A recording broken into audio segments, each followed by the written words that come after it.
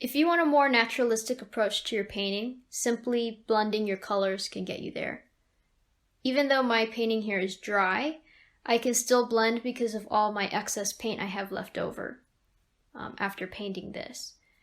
Technically, you don't need a first layer of paint to blend. However, since this canvas has numbers and lines all over it, it's a good idea to have a layer of paint laid down already so that you don't have to apply more paint after blending.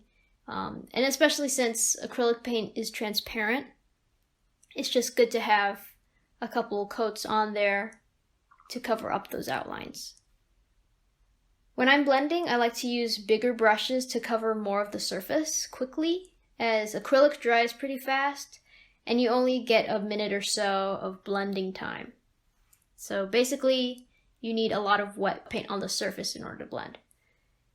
Now I'm dabbing in some white, and with a different dry brush, I'm fading the colors into each other.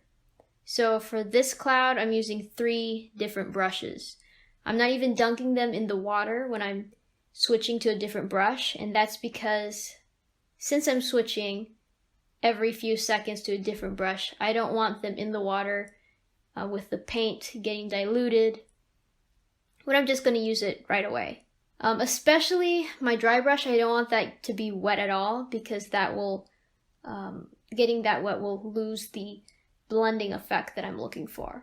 And in case you're wondering, this is how I hold the brushes that aren't temporarily being used, so that the brushes aren't contaminating each other's color. But you by all means don't have to hold them like me. You can just set them aside. Since I'm going for a much more looser approach to the clouds to make them look more naturalistic, I'm not too worried about following the lines or the numbers too much. I would encourage you to follow what you feel would look best for your painting. So even if this stroke is not matching the outlines for what was there on the canvas before, I'm just doing what I feel looks good for this painting, and so I would encourage you to do the same thing.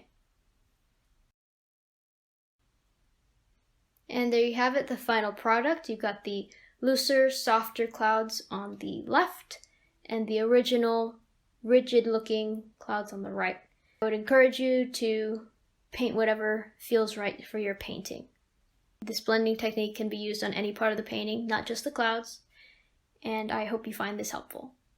Thanks for watching.